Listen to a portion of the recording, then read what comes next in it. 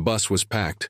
Rain tapped hard against the scratched windows as people jostled for space, their coats dripping cold water onto the dirty floor. It was one of those days where everything felt heavy. The sky, the traffic, even the looks strangers gave each other.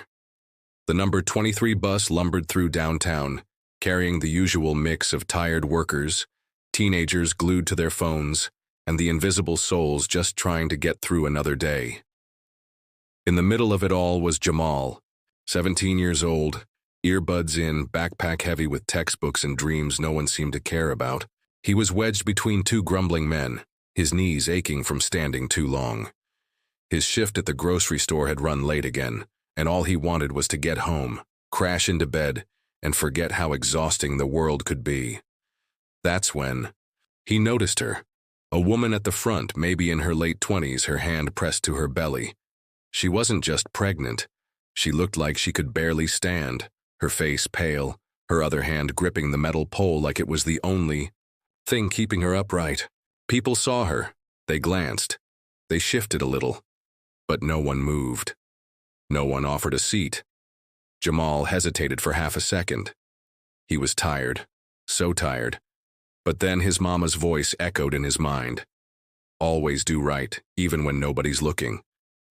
Without thinking twice, he pulled his backpack tighter, weaved through the cramped aisle, and tapped an old man on the shoulder to get by. "Ma'am," he said, offering her his seat with a small, almost shy smile. Her eyes widened, glassy with exhaustion and something else. Something deeper. Gratitude, maybe. Relief. She nodded quickly, easing herself down onto the plastic seat with a soft sigh of thanks. Jamal just nodded back, stuffing his hands into his jacket pockets as the bus jolted forward again, the smell of wet coats and tired anger hanging in the air. Minutes passed. Jamal leaned against the cold metal bar, one hand clutching his bag, trying not to stumble with every sudden stop. He didn't expect anything. It wasn't a big deal, just basic human decency. His mama always said kindness was its own reward. He believed that. But when the woman finally reached her stop, she struggled to her feet, wincing as she grabbed her bag. She paused before stepping off the bus. In one swift motion, she slipped something into Jamal's hand, a folded piece of paper, creased at the edges like it had been tucked away for a long time. Before he could even ask, she was gone, swallowed by the crowd outside, her figure disappearing into the rainy evening. Jamal stared down at the note in confusion, heart thudding for reasons he couldn't explain. It wasn't heavy.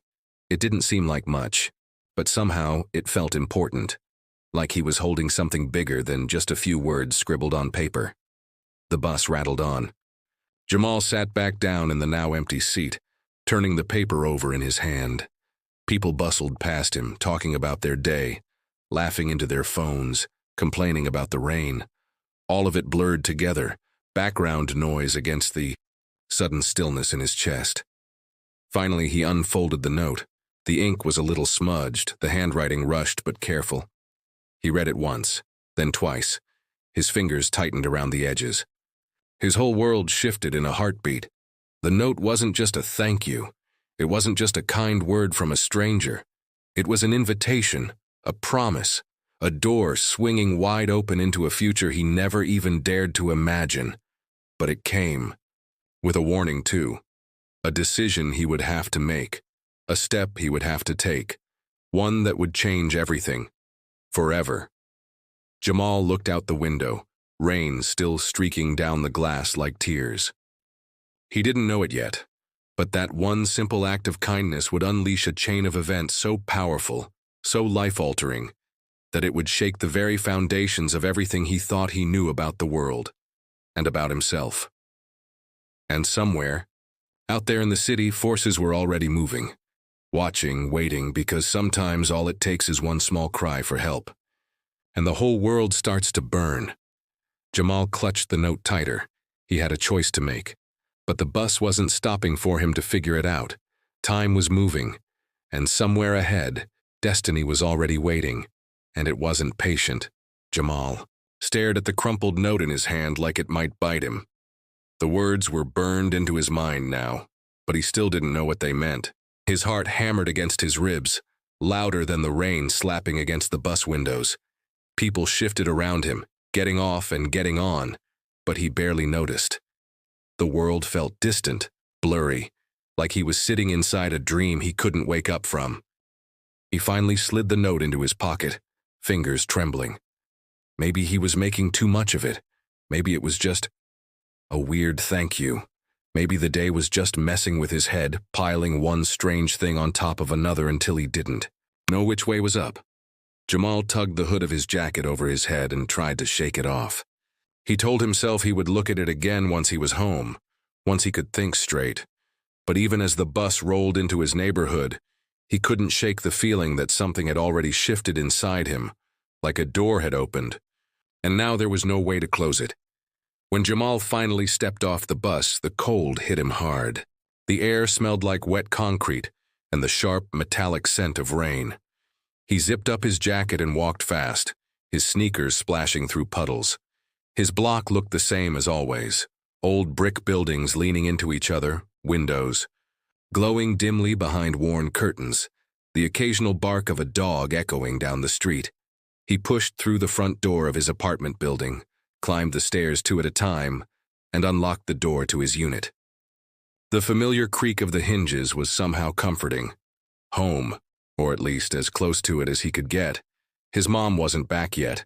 She worked the late shift at the hospital, so the place was dark and quiet except for the steady drip of the kitchen faucet. Jamal tossed his bag onto the couch and pulled the note back out, staring at it under the flickering kitchen light. The words were simple, direct, but heavy enough to make his knees feel weak. If you're ready for a better life, meet me tomorrow. At 4 p.m., 1223 Willow Lane, come alone. There was no name, no explanation, just that address. Jamal had never even heard of Willow Lane before. He pulled out his phone and tapped it into the Maps app. The little blue dot spun and spun before settling. Willow Lane was across town, way out past where he usually went, tucked behind a line of old warehouses and abandoned lots. Not exactly the kind of place you went for life-changing opportunities. Jamal rubbed the back of his neck, trying to decide if he should just forget the whole thing. His mama would kill him if she knew he was thinking about going somewhere that sketchy. But at the same time, something inside him whispered that he couldn't just walk away. That he was supposed to follow this through. Sleep didn't come easy that night. Every time he closed his eyes, he saw the woman's face, the fear, the hope.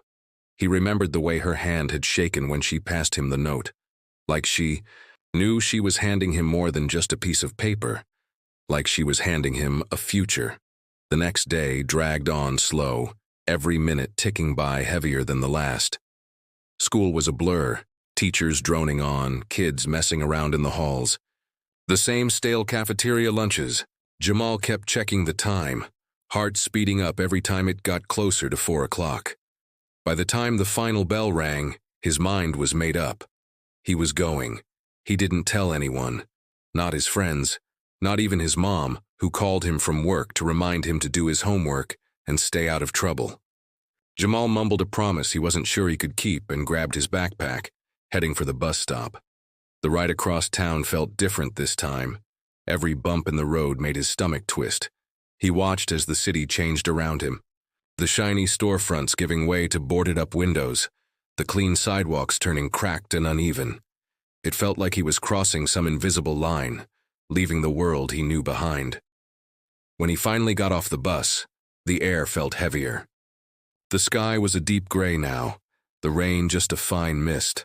Jamal pulled up his hood and started walking, his sneakers crunching on broken gravel. Willow Lane wasn't a street. It was more like an alley, tucked behind a crumbling brick building. No cars, no people, just empty warehouses stretching into the mist. He checked the address again, heart pounding so hard it almost drowned out the sound of his own breathing.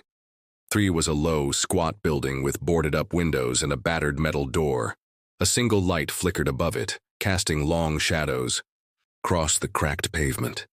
Jamal hesitated, his hand hovering near the door. Was this crazy?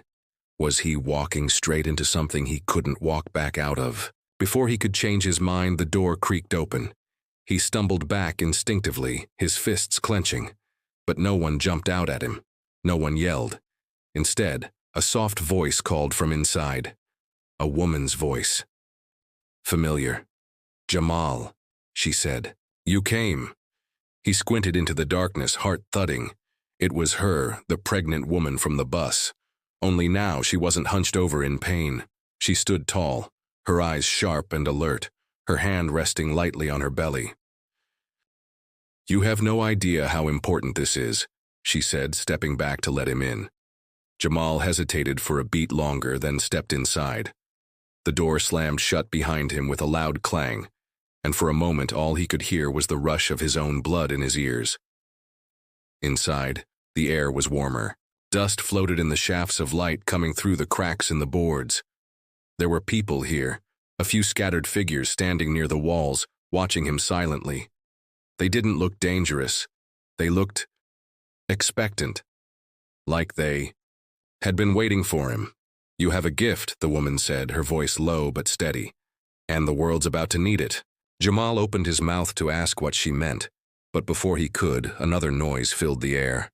A deep rumble, like thunder but sharper, closer. The ground shook beneath his feet. Somewhere outside, a siren started to wail, high and shrill. The woman didn't flinch, she just smiled almost sadly. "It's starting," she whispered, and Jamal realized, whatever choice he thought he still had, it was already made. He was in it now. Deep. And there was no turning back. Jamal stood frozen just inside the door, the heavy clang still ringing in his ears. Every instinct screamed at him to run, but his feet wouldn't move. His hands were cold, even though the room was warm, and his heart slammed against his ribs like it wanted out.